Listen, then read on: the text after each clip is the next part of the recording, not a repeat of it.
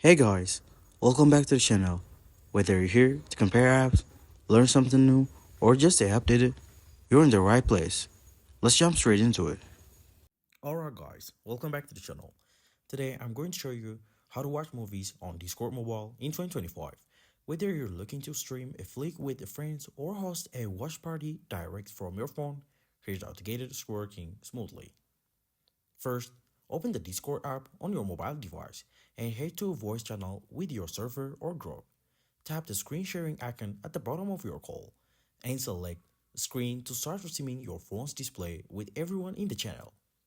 Then open your movie app or video file, Spotify, YouTube Premium, VLC, or another app that supports mobile streaming and hit play. Make sure to turn Don't Disturb on to the silent notification and consider adjusting your phone's brightness to avoid screen flicker or glare during playback.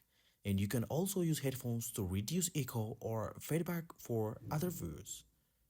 Everyone in the voice channel will see your share screen and hear the sound synced with your device. If the stream is choppy, ask your friends to disable their video and limit background apps, and ensure you are on the strong Wi-Fi connection. That's all.